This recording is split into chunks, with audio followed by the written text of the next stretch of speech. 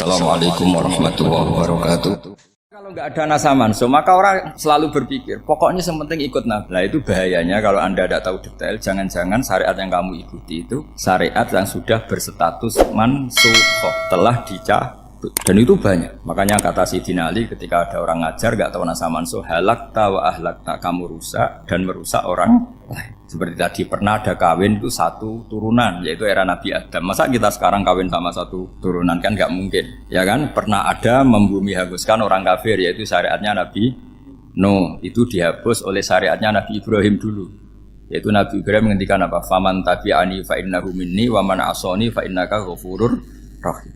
Ya, kalau orang ikut saya, ya Allah, ya pasti golongan saya. Kalau yang masih maksiat, masih balelo, saya berharap engkau ampuni. Akhirnya banyak orang kafir tobat. Coba era Rasulullah itu semua orang kafir Mekah itu kafir. Nabi belum wafat, itu sudah ada 114.000 mukmin semua. Jadi Nabi menangi mayoritas orang menjadi mukmin dari mayoritas kafir. Yaitu disebut wara'aitan nasa yadkhuluna fi dinillahi afwaj. Andai kan Nabi Muhammad pakai syariatnya Nabi Nuh, bisa enggak mengislamkan orang sebanyak itu? Enggak bisa kan? Maka ini penting mengenali nasa mansuh. Jadi periode cara wong Jawa maksud no tuntas. Robila tadar itu, pasot tuntas itu, menghabisi itu habis di periode Nabi siapa? No, syariat itu sudah enggak dipakai lagi. Yang dipakai apa? Faman tabi'ani fa innahu minni wa man asoni fa innaka ghafurur rahim. Lah Nabi Muhammad ini nabi yang kena khitab anit tabi' millata Ibrahim hanifah. Jadi masternya Nabi Muhammad itu mentornya Nabi Ibrahim. Sehingga syariatnya ya faman tabi'ani fa innahu minni wa man asoni fa innaka ghafurur rahim. Tidak syariat rabbila tadzar alal ardi minal kafirina daya. Jelas ya. Jadi mengenali nasa manso itu penting sekali karena kalau ndak Anda halakta wa ahlakta, kamu merusak diri kamu sendiri juga merusak orang lain karena menfatwakan hukum yang sebetulnya sudah berstatus mansukhoh. Hanya berdasar itu kan syariatnya nabi-nabi dulu. Syariat yang apa? Syariat yang nggak pernah terhapus hanya satu, usuluddin, yaitu tauhid, itu sama. Tapi kalau syariat itu beda-beda, atau furu'iyah itu beda-beda. Itu tadi saya beri contoh, era Nabi dulu kalau ada pakaian najis, dipotong, dibuang. Era Nabi Muhammad dicuci. Orang kafir dihabisi oleh langit. Era Nabi Muhammad nggak boleh, bahkan didoakan Allahumma hdi qaumi fa innahum la ya'lamun. Di Qur'annya apa? Wa in ahadum minal musyrikin astajaraka fa'jirhu hatta yasma'a kalamallah tsumma ablighu ma'mana. Jadi kalau ada orang kafir enggak boleh main dihabisin, mereka beri peluang untuk mengkaji kitabullah hatta yasma'a kalamallah. Kalau mereka sudah berpeluang ngaji, harus tsumma ablighu ma'mana, harus dijamin keamanan. Ya, karena apa? Dzalika bi annahum qaumul la ya'lamun. Bagaimanapun mereka memang karena tidak tahu. Nah, kenapa tidak tahu? Enggak.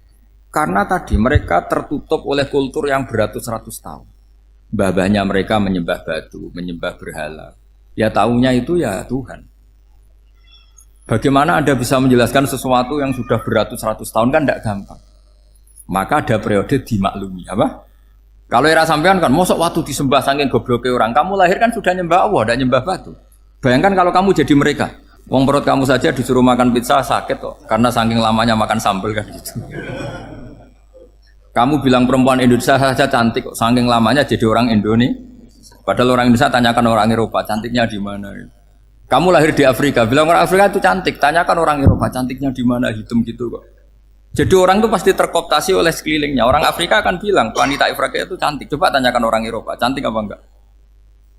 Belas. Orang Eropa yang kulitnya gitu kata orang Eropa indah, kata sampean.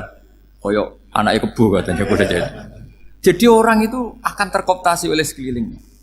Bayangkan kalau semua orang nyembah berhala terus kamu ndak, alasan kamu apa? Kan menentang mayoritas. Dan itu berat. Maka dimaklumi oleh Allah, dzalika bi annahum qaumul la ya'lamun fi manah panyeruarah. Nah, pemakluman ini yang mulai sekarang terkikis. Orang main pukul saja enggak mau ngaji. Enggak mau ngaji Quran secara kafah. Jadi fatwanya Islam kafah tapi ngajinya Quran enggak kafah. Ngambil 1-2 potongan ayat dipakai dalil. Jadi Islamnya inginnya kafah tapi ngajinya Quran enggak. Kalau kafah ya hafal 30 juz itu. Kalau mau kafah ya hafal berapa? 30. Makanya saya sering bilang, saya sering dinasihati orang karena belum tahu saya ini hafal Quran. Pak harusnya Islam itu kafah. Kata saya ya dimulai dari konsep Islam itu kafah dulu apa ya hafal Quran secara kafah. Jadi ini penting saya utarakan. Bahaya sekali orang mengenali Islam tanpa mengenali nasakh mansukh. Karena beberapa syariat Nabi sebelum kita itu berstatus mansukh. Terus contoh berikutnya, ini nasakh mansukh antar Nabi apa khusus internal Nabi? Antar Nabi aja nggak selesai nih sampai. Contoh yang paling keren, mungkin cowok semua senang. Nabi Dawud dulu istrinya berapa? 99. Nah itu kalau masih halal itu kan berarti jenengan tuh punya istri berapa? Wah itu kan ngeri betul. Punya satu aja repotnya gitu, apalagi berapa? Punya 99. Terus kamu bilang gini, ini kan syariatnya Nabi Dawud, Nabi kan bisa diikuti. Pernah ada periode di mana seperti itu boleh. Jadi makanya mau tidak mau mengenali nasakh mansukh itu harus. Kalau ndak ya kamu masih berkeyakinan boleh beristri berapa? Nah ini penting saya utarakan. Makanya Sayyidina Ali itu kalau ngetes calon mubaligh, kira-kira kalau Kemenak dulu inginnya apa? Sertifikasi apa? Mubaligh. Itu tanyanya gitu. Ta'rifun an-nasakh wal mansukh, kamu apa tahu nasakh mansukh? La.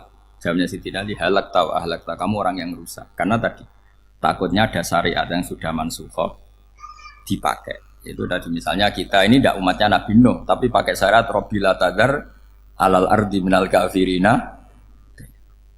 Terus ketiga begini, misteri manusia itu. Dan ini kita tidak pernah tahu sampai kiamat, tapi ini ilmu harus kita diskusikan. Misalnya saya ini namanya Bahaudin. Kan hanya Allah yang tahu berapa turunan saya sampai kiamat dan statusnya kayak apa. Donald Trump juga gitu. Donald Trump itu sekarang kafir. Tapi kita tidak pernah tahu nanti turunan keberapa ada yang Muslim. Lah turunan yang calon Muslim ini diletakkan di mana kita tidak tahu. Yang jelas kalau kamu bunuh itu katut itu. Artinya gini, logika membiarkan orang kafir itu ya ada logikanya. Nah, logika membunuh karena mereka mau membunuh kita ya ada logika fikihnya karena kalau kita ada membunuh dibunuh. Makanya semuanya hukum ini terus bergantung al-hukmu yaduru ma'ilatihi wujudan wadam. Di sini terus dipertemukan. Makanya semua nabi itu kalau yang namanya membunuh pasti pas perang saja karena ini kondisi yang memang pilihannya hanya dua, kalau nggak dibunuh ya membunuh. Ada duel lah itu. Maka ini butuh kajian fikih dan orang nggak boleh subjektif dalam hal ini. Saya ulang lagi, tidak boleh subjektif karena tadi orang yang kamu katakan sekarang misalnya Zaid, kamu itu bodoh sekali. Kenapa bodoh? Nggak hafal Quran, nggak pernah kuliah, nggak pernah ngaji. Ternyata Zaid ini bersemayam calon anak yang alim alama hafal Quran, namanya Umar, tapi masih jadi sperma. Suatu saat Zaid itu punya anak alim alama, kan banyak orang nggak bisa baca Quran punya anak hafid, banyak nggak di Indonesia? Banyak nggak petani yang punya anak dekan? Petani punya anak dekan, yang dekan punya anak naik kelas saja susahnya bukan main. Banyak kan? Nah ketika dibalik nanti ada dekan punya anak goblok, yang petani punya anak dekan pinter mana? Kita tidak pernah tahu. Makanya ini kan ya sudah kalau nggak pernah tahu ya bilang saja wallahu alam kan selesai. Daripada keminter keliru kan ada wallahu alam. Makanya cerita favorit guru saya Kiai Haji Maimun Zubair itu punya apa namanya Kiai Zubair. Itu cerita favoritnya itu ada santri namanya Soleh. Soleh itu alim alam. Orang Madura itu cara berpikir kan kalau kiai saja alim seperti itu apalagi bapaknya. Pas bapaknya main ke pondok, santrinya ada ribuan. Bapaknya main ke pondok itu. Sholat itu ya gak bener. Gak sesuai sunnah Rasul lah kira-kira gitu. Sudah sholat itu gak bener apa-apa gak bener. Masih ditakwil sama santri Madura karena orang Madura itu kultus. Mungkin khilaf. Khilaf itu satu khusus, pokoknya perlakuan khusus. Suatu saat saking bodohnya orang itu kenceng tuh pinggir musola. Wah ini nggak bisa ditakwil lagi, akhirnya nggak bisa ditakwil tuh nggak. Wah ini sudah nggak bener ini, nggak bener. Singkat cerita santri tadi nggak kuat matur ke kiainya, Pak Yai, jenengan sealim itu kok bapaknya segoblok itu. Kenapa? Ya, dia kencing pinggir musola. Oh bapak saya itu pinter sekali. Kok bisa? Karena beliau yang memutuskan saya mondok sampai saya jadi alim alama seperti ini. Yang bodoh itu mbah saya. Bodoh itu mbah saya kan.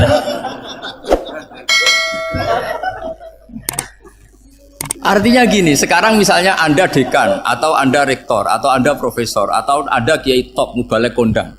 Anda mubalek kondang terus punya anak, gobloknya bukan main. Atau apalagi anaknya ketangkep KPK. Yang satu anaknya orang bodoh jadi dekan. Kalau kompetisi ini pinter mana coba? Ada ahli metodologi tapi anaknya itu terlibat narkoba. Yang ini petani utun, anaknya dekan. Kira-kira kalau dikompetisikan pinter mana? Anaknya pinter petani tadi gitu. Yang ketika petani kamu vonis bodoh gitu. Tapi siapa tahu kalau ini menyimpan calon. Paham ya? Kita tidak pernah tahu. Makanya Quran selalu ngajari dalam ilmu sosial itu wa in adri la allahu fitnatul lakum wa mata'un ila. Dalam ilmu sosial itu kita harus jawab tidak tahu. Karena mungkin. Makanya saya tadi pagi ngaji di direktorat saya bilang, saya pernah diprotes orang, Gus kamu udah jelas 01 atau 02. Ya saya jawab gitu. Manusia itu makhluk yang paling nggak jelas gitu.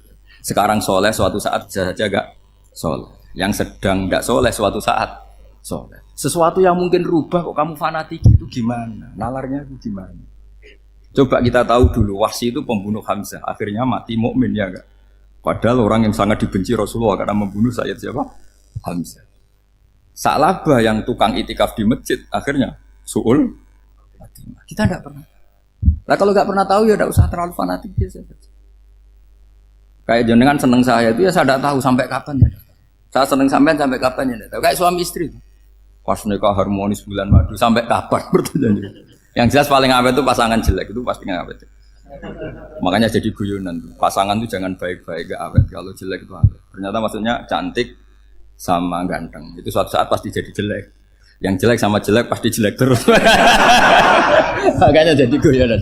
Kalau pasangan jelek itu awet katanya. Tapi kalau pasangan baik, ternyata baik wajahnya itu pasti gak awet. Suatu saat pasti jelek, tapi yang jelek awet karena mulai dulu ya jelek sampai gitu. Awet jeleknya maksudnya bukan.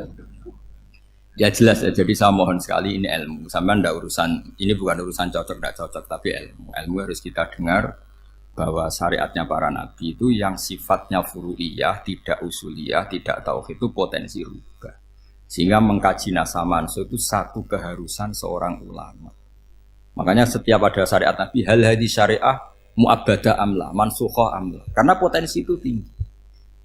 Kita tahu dulu semua nabi sholat menghadap apa? Baitul Maqdis. Era Rasulullah dipindah ke Ka'bah. Tapi kalau kamu katakan total Baitul Maqdis ya tidak juga. Nabi Ibrahim mulai dulu madhabnya ke Ka'bah. Tapi kalau Nabi Musa ke Baitul Maqdis. Terus kamu bilang ini 01, 02 ya memang syariat jadi sesuatu yang furu'iyah. Nah, kenapa ini furu'iyah? Jawabannya sederhana. Ketika seseorang menghadap Ka'bah itu menghadap batu apa menghadap Allah? Allah. Ketika menghadap Baitul Maqdis hakikatnya menghadap Allah apa menghadap Baitul Maqdis? Allah. Maka menghadap Ka'bah itu sebenarnya masalah furu'iyah. Yang masalah usuliyah adalah inni wajjahtu wajhiya lilladzi fataras samawati wal ardh. Yang permanen adalah menghadap Allah Subhanahu wa taala. Cuma secara prosedur syariatnya secara zahir menghadap Ka'bah. Maka potensi rubah karena ternyata itu furu'iyah. Untuk kiblatnya itu furu'iyah. Yang permanen adalah menghadap ke Allah Subhanahu wa ta'ala.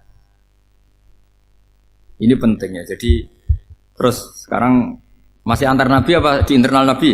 Ini sudah mau selesai waktunya, sudah habis ini. Internal. Ini sudah selesai ini sudah pas. Mohon Pak Amir. Wah. Jam sudah sampai mana tadi? Diteruskan apa enggak? Sudah ya, sudah kayaknya sudah. Biar kelihatan cerdas. Sekali pertemuan sudah pinter gitu. Berapa? Setengah jam sudah pinter. Yang internal Nabi apa antar Nabi? Internal ya, sudah sekarang ke internal. Kalau internal lebih banyak lagi contohnya. Yang masyhur tentu masalah Baitul Maqdis. Dulu Rasulullah pernah sholat menghadap Baitul Maqdis 16 bulan. Berapa? 16 bulan, kila 17. Pokoknya khilafnya hanya 16 dan 17. Kalau ada bilang 10 bulan berarti gak pernah ngaji khilafnya. Karena khilafnya itu hanya 17 sama 16. Akhirnya sama Allah diminta disuruh menghadap ke Ka'bah. Saya ulang lagi, itu tetap masalah antar nabi sebetulnya. Begini. Makom itu kalau dalam bahasa Arab bukan kuburan. Kalau di Indonesia kan makomnya Sunan Bonang itu kan kuburan. Kalau makom dalam bahasa Arab itu sesuatu yang pernah dipakai singgah itu namanya apa? Makom. Lalu Rasulullah itu pertama di Medina itu madhep Baitul Maqdis itu 16 bulan. Orang Yahudi senangnya bukan main. Sampai mereka bilang gini, Muhammad tuh gaya-gaya nantok punya agama baru. Tapi kiblatnya ikut kita. Baguslah anak itu katanya. Masih tahu diri katanya. Bagus katanya itu masih tahu diri. Jadi senangnya bukan main orang Yahudi.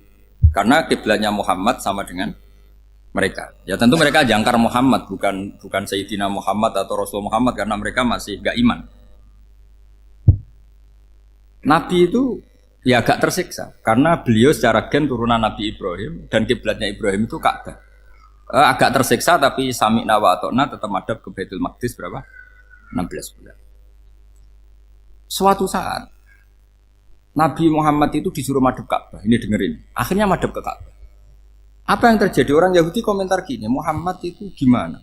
Dia di perantauan, rindu sama keluarganya. Terus rindunya itu diaplikasikan jadi perilaku agama. Jadi dia madhab Ka'bah dianggap kangen. Kayak saya kan orang Rembang. Rembang itu apanya Jogja? Timurnya apa? Nggak, Jakarta itu mana Jakarta itu? Barat sana ya? Ibaratnya saya orang Jakarta, terus merantau di Jogja. Dulu kiblatnya itu menghadap ke timur. Terus ketika madhab ke barat kata sampean, wah itu padune kangen apa? Keluarga. Itu kurang ajar orang Yahudi. Jadi orang Yahudi itu memang paling pinter bully. Makanya kalau sampean tukang bully itu ya agak-agak ya enggak. Saya enggak ngomong agak ya pokoknya agak-agak ya. Pinter bully orang Yahudi. Makanya enggak ada orang debat sepinter orang Yahudi. Yang bisa ngalahkan hanya Tuhan itu. Orang Yahudi yang bisa ngalahkan hanya Tuhan. Lalu Sayyidina Ali tak orang paling terkenal cerdas. Itu kalau sama orang Yahudi itu pusing. Karena ya apa logikanya itu? Saya beri sekian contoh. Ada orang Yahudi tanya gini, Muhammad, kalau kambing mati itu yang bunuh siapa? Ya Allah, mati langsung itu. Agama kamu itu aneh, Mak. Yang langsung sentuhan Allah haram, tapi yang lewat tangan-tangan jahil manusia malah halal. Harusnya itu yang halal kan orisinal, langsung Allah yang bunuh. Jadi uteknya itu aneh, dari cara berpikir itu aneh. Nah cara sampean nih kan, nak halal pangan kue. Tapi Nabi kan nggak boleh bertutur kata kasar gitu. Kalau yang jadi Nabi saya untalan ngono kan gitu. Tapi Nabi kan nggak boleh kasar. Jadi Nabi itu problem karena nggak boleh apa? Kasar. Kalau kita kan gampang, wis nak halal untalan kan selesai, Pak. Tapi Nabi nggak boleh kasar gitu. Jadi nak jadi nggak Nabi, nggak sampean itu kan enak. Mau keliru ya pantas, mau apa saja pantas. Karena kan nggak panutan. Kalau Nabi nggak bisa meluruskan kebenaran itu harus tetap sesuai akhlak. Ya, jadi agak kerepotan. Makanya punya Umar, alhamdulillah ada yang nggak perlu aturan gitu. Jadi enak. Jadi ya itu memang aturannya harus itu. Coba Nabi itu perang tapi nggak boleh bunuh. Kayak apa susahnya? Beliau jadi sasaran tembak tapi nggak boleh bunuh. Kalau sahabat kan enak, duel, relax, santai, bisa tarung. Kalau Nabi nggak boleh. Makanya Nabi meskipun ikut perang terus gak ada sejarah orang yang dibunuh. Ya, hanya satu peristiwa itu pun dibaca orang kafir, ditangkis Nabi, pedangnya kembali ke dia mati. Tapi gak ada yang Nabi.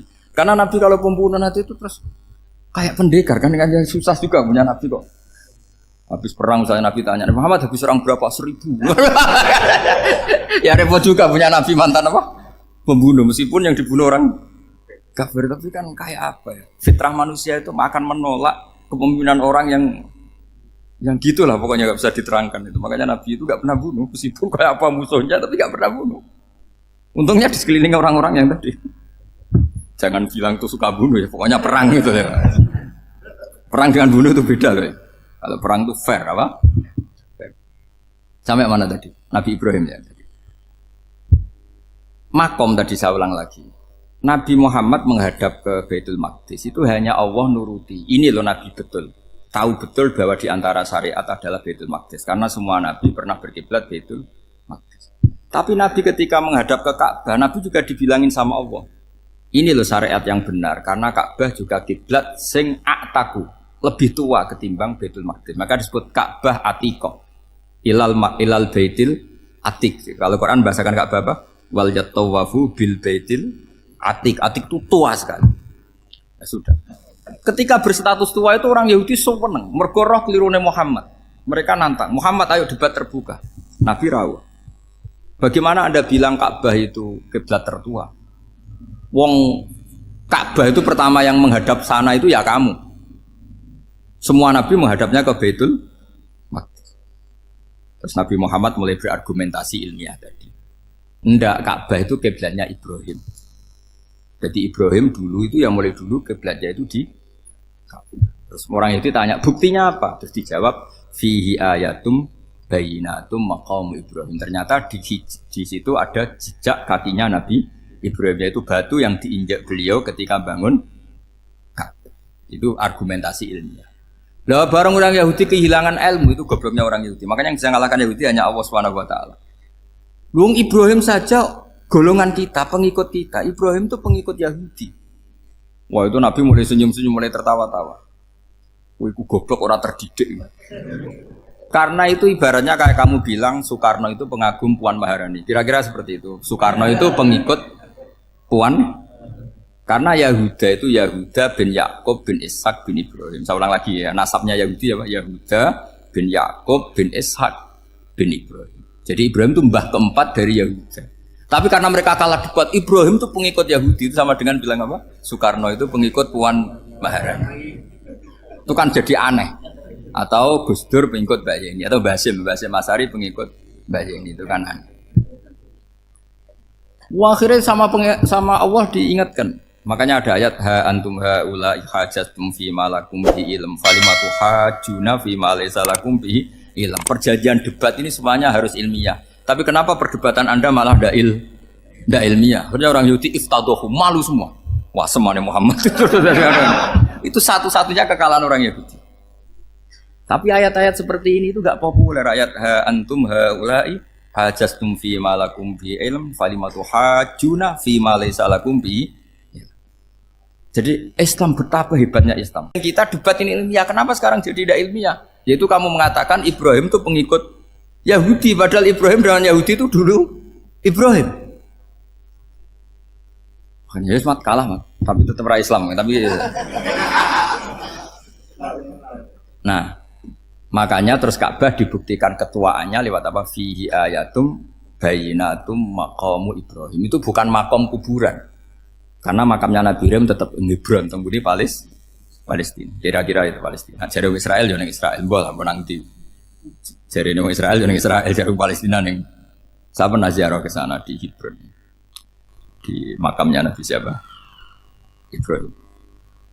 Jadi jelas ya. Jadi nasa mansuh itu ketentuan yang dikehendaki Allah Subhanahu Wa Taala untuk menguji loyalitas manusia, menanggalkan semua akalnya.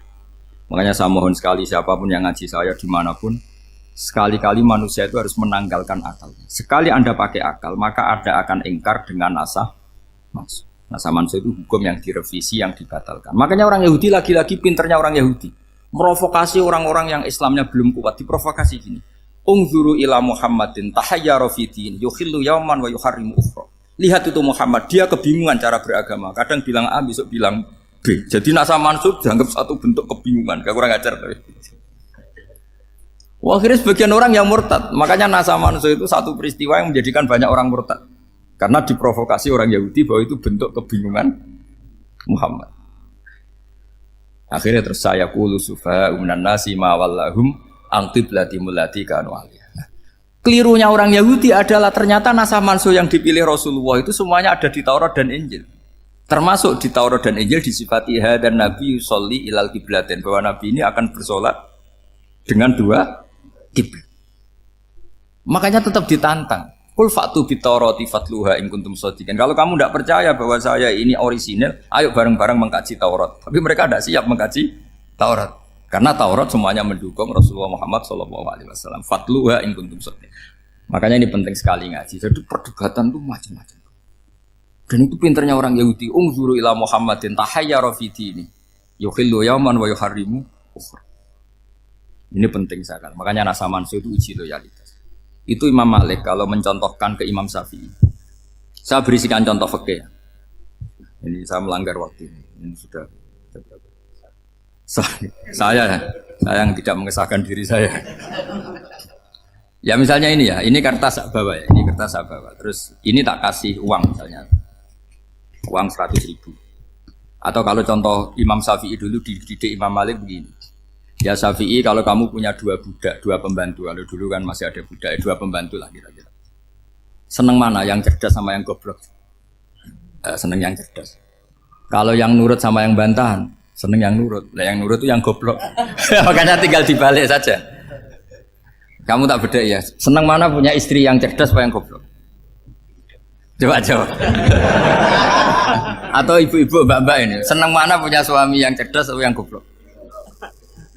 Kalau cerdas gak bisa diakali, tapi goblok nurut tapi ya kadang di sini kan dengan sini. Nah, itu kan antar manusia. Masalahnya kita menghadapi Allah Subhanahu Wa Taala yang semua kita pasti bodoh.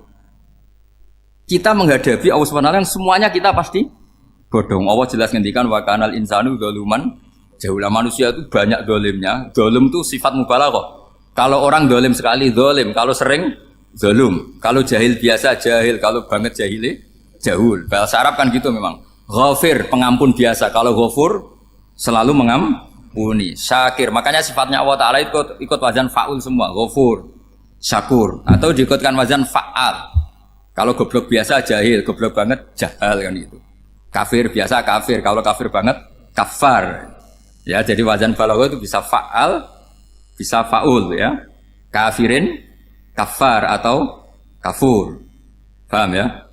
Malah ngaji nahwu. Ya, tapi ini memang perangkatnya ya. Ini kan perang mau tidak mau. Makanya misalnya Allah tidak suka kulla kafarin banget kafir ya, Pak. Paham ya? Kulla khawanin banget khianate. Kalau khain khianat biasa, kalau khawan sering khianat. Nah, manusia itu kata Allah apa? Zaluman. Wes banget dolime, banget bodoh. Itu kalau yang ngarang hikam mencontohkan tuh gini, manusia itu pas bener saja salah, apalagi pas salah. Jadi manusia itu kata Imam yang ngarang hikam itu, man itu kanat mahasinhu masawiyah, fakih fala takunu masawihi masawiyah. Ketika baik saja buruk, apalagi ketika buruk. Coba kalau ada orang dermawan sama teman-temannya, tanyakan istrinya, duit dihambur-hambur, disekno konco ngalono bojo. Mesti gitu. Teman yang sering silaturahim ke teman-temannya, kata temannya baik, senang silaturahim, tanyakan istrinya, oh meninggali wong. Jadi manusia pas baik saja ada buruknya, apalagi pas buruk. Makanya dulu bapak saya ngajarin saya istiqomah ya apik ya, tapi kadang-kadang nak keterusan itu istiqomah ngangkangi orang dia tidak punya kesempatan. Misalnya ada imam masjid imami terus sampai tua sampai mau mati, itu istiqomah apa tidak memberi peluang yang lain? Tidak jawab aja. Jadi itu manusia. Jadi pas baik saja buruk, apalagi pas buruk. Kayak saya gini di sini ngajar baik, tapi saya ada tidak sopannya harus di atas. Padahal banyak orang sepuh, ada Pak On, ada beberapa yang kan terpaksa nggak sopan. Tapi sama yang nyuruh, berarti sama yang dosa. Kemarin saya minta di bawah supaya ganjaran saya utuh, ini gara-gara begini ganjaran saya ini agak terkredit apa terdebat itu karena itu saya teruskan. Jadi manusia itu punya sisi itu karena manusia itu dzalum dan apa jahil, bahkan al insanu dzaluman. Problemnya ini ngadepi Allah yang selalu pinter, yang kita selalu bodoh. Misalnya gini, kamu ditanya Allah, ini contohnya Imam Malik, ikla hadi sokhroh fa inna tahtaha dhahaban. Coba bongkahan batu itu kamu angkat, di bawahnya ada emas. Lalu budak yang pinter berlogika, oh disuruh buka itu karena ada emas toh. Berlogika. Kalau budak yang goblok enggak, ya disuruh ya diangkat saja. Ada emas apa enggak karena perintah ya diangkat. Yang satu nurut karena perintah, yang satu nurut karena ada emas, ada sesuatu. Logikanya suatu saat Tuhan tuh hanya bilang gini tok, ikla hadis sokhroh, batu itu angkat. Yang nurut yang goblok permanen tadi kan langsung ngangkat. Yang pinter, ini ada apa lagi Gusti kok harus diangkat? Ya gak ada apa-apa, nyuruh saja kata Allah gitu. Wah tidak bisa, sesuatu harus ada alasannya. Itu kira-kira mangkel loh pak gak? Oh mangkel. Nah logikanya manusia seperti itu. Makanya dua murid pinter, di rakyat pinter, presiden ya susah mesti demo.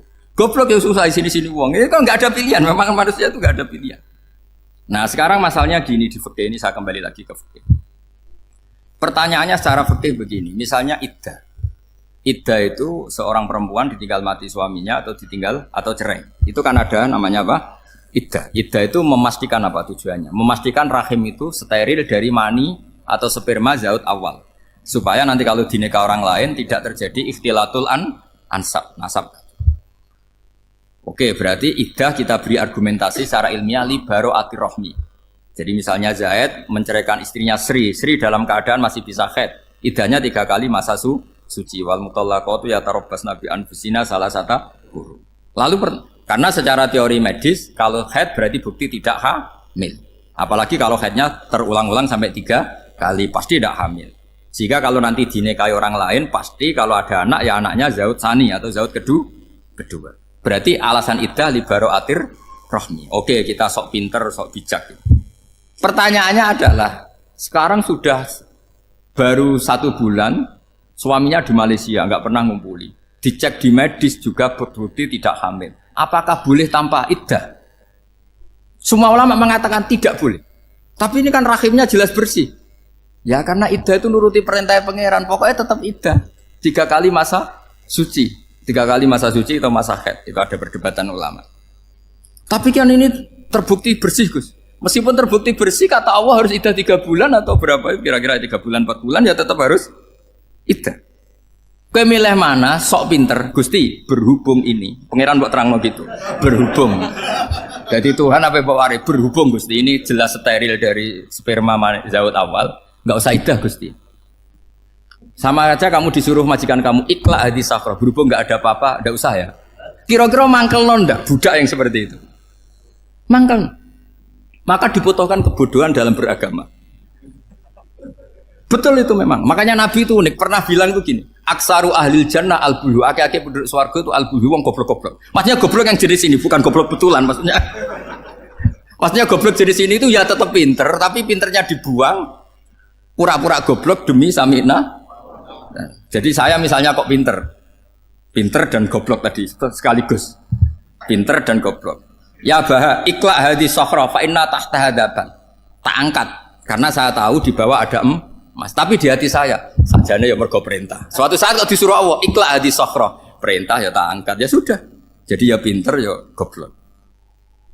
Saya tahu namanya perintahnya Allah pasti ada hikmahnya. Hikmahnya iddah adalah li baro'atir rohmi. Tapi hikmahnya jadi kawula adalah nurut perintah Allah, cek tahu alasannya maupun tidak. Lah di sini ada illatul hukmi untuk membangun kecerdasan, tapi ada loyalitas untuk membangun ubudi. Ya, bahwa kita ini kawula roh tetap loyal.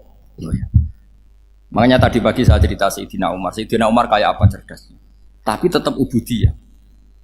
Yaitu Rasulullah SAW sering dibully orang kafir. Muhammad tuh gaya-gaya nantok. Wong ra oleh nyembah berhala, ra oleh nyembah watu, jebule dekne nyembah Hajar Aswad. Karena dilihat dari jauh kan tetap nyium Hajar Aswad.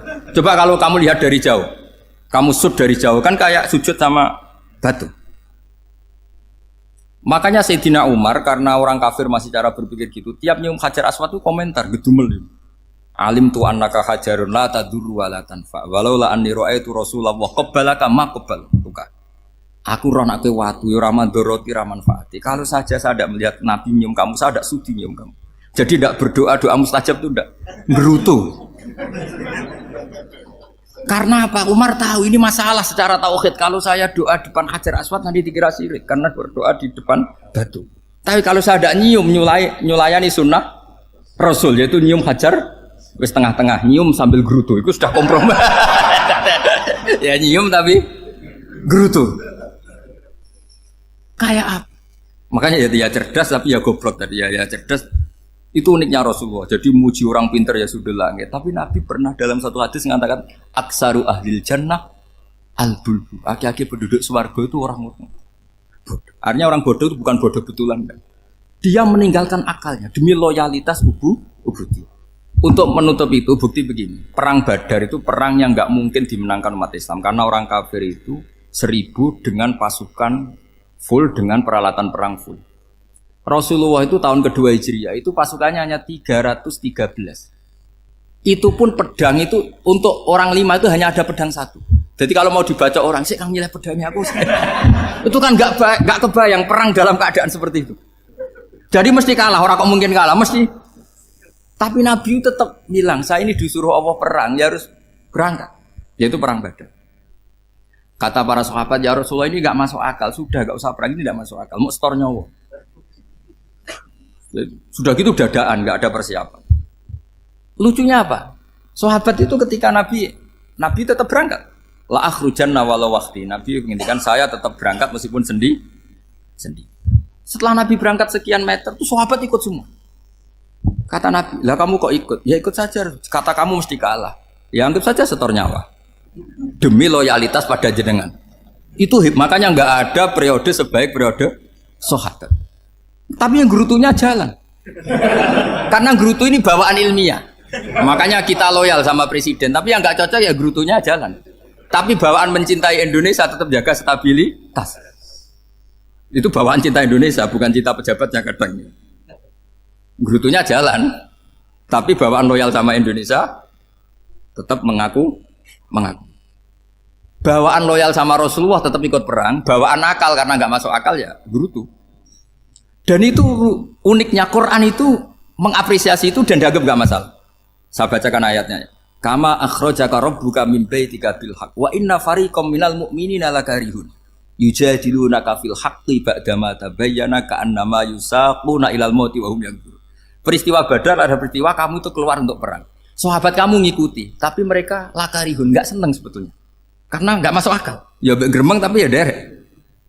Yujadilunaka fil haqq, mereka mendebat kamu dalam kebenaran. Jadi ya Rasulullah wong perang karuan kalah jenengan lakoni alasane nopo? Lah kok melok? Ya saya harus ikut jenengan Nabi. Itu unik. Kalau orang sekarang mana mau, kalau gak masuk akal gak mau melakukan. Coba misalnya istri kamu belajarnya dikurangi. Anggap saja petualangan latihan hidup di masa lalu. Gak mau. Padahal petualangan itu hal yang indah. Petualangan itu kan hal yang indah, kan gak mau. Oh ngirit aja alasan. Tapi lucunya kalau dijak camping bermiskin-miskin di hutan mau. Karena karpe dhewe, tapi nak suami yang ngongkon. Ayolah seminggu ini kita model miskin, anggap aja petualangan masa lalu. Enggak mau. Karena pinter, apa? Coba kalau bodoh. Ya ngono ya apa-apa Mas. Tapi resikonya nak bodoh, pas kamu sakit ya dibiarin. Karena dia melihat sakit kan biasa, namanya manusia. Jadi makanya ini pilihannya susah, hidup itu masih susah makanya ini. Jadi uniknya Quran gitu, Quran itu membolehkan psikologi manusia. Makanya Allah ngendikan kutiba alaikumul qital wa huwa kurhul lakum. Ya saya tahu kamu tidak suka perang. Allah yang ngakui bahwa kurhul, enggak apa-apa. Tapi ketidaksenangan kita harus dilawan demi mengikuti Allah dan misalnya perempuan Allah juga gitu. Wa ashiruhunna bil ma'ruf. Gauli istri kamu muamalah secara baik. Kata Allah fa in karihtumuhunna fa asa an takrahu syai'a wa ja'alallahu fi khairan kasira. Mungkin ada watak yang kamu tidak suka, tapi di situ ada kebaikan. Allah ngaku yang namanya suami mesti ada watak yang nggak suka dari istrinya. Juga sebaliknya lebih banyak lagi yang suami istri kamu nggak suka watak kamu, juga nggak suka hidung kamu, wajah kamu banyak lah nggak disuka. Tapi demi kestabilan negara suami istri ini, mereka loyal. Justru itu bagus. Maka jagalah ilmu, juga jagalah loyalitas. Itu yang perlu saya utarakan. Jadi makanya agama ini dibangun dua. Satu kecerdasan hikmah, yaitu ya al-hukmu ya duru ma'ilati wujudan wa adaman. Tapi juga ada ubudiyah, bahwa agama ini milik Allah. Maka sami'na wa ata'na. Karena begini logikanya, saya ulang lagi masalah batu. Iqla hadis sokhro fa inna tahta adaban. Terus saya angkat, pembantu saya ngangkat. Dia saya gaji atas nama apa? Nurut kan? Atas nama menemukan emas apa atas nama nurut? Nurut, karena emas itu juga penemuan saya, milik saya. Ngangkat batu yang nggak ada emasnya juga atas nama nurut. Jadi rapot yang saya berikan ke pembantu saya itu tentang nurut dan tidak nurut. Saya kan tidak peduli dengan cerdas dan tidak cerdas. Itu kan tidak sesuatu yang menguntungkan saya. Nah Allah juga gitu. Kecerdasan kamu, pinter kamu itu tidak menguntungkan Allah Subhanahu wa Ta'ala. Karena Allah itu tidak butuh pinter kamu, cerdas kamu. Allah hanya butuh mental ubudiyah kamu. Makanya Allah mensifati nabinya hanya subhanalladzi asra bi abdihi, karena status tertinggi manusia adalah sifat kehambaan. Makanya ya Tuhan nafsul mutmainnah irji'i ila rabbiki radiyatan mardiyah fadkhuli fi ibadi. Berstatuslah sebagai hamba baru wadkhuli jannah. Nah kalau kamu berstatus hamba ya harus baik, gak usah kalian bantah. Coba kalau kamu rasional, ya Allah kenapa bikin surga nanti-nanti? Engkau kan bikin sekarang, ngapain repot-repot nanti? Jadi kacau semua agama. Makanya yang perlu didahulukan adalah status ya Tuhan nafsul mutmainnah irji'i ila rabbiki radiyatan mardiyah fadkhuli fi ibadi. Masuklah berstatus sebagai hamba saya. Khasnya hamba tadi ya cerdas karena semua yang diperintahkan Allah pasti ada hikmahnya. Tapi kecerdasan ini kadang kita tinggalkan demi loyalitas ubudiyah.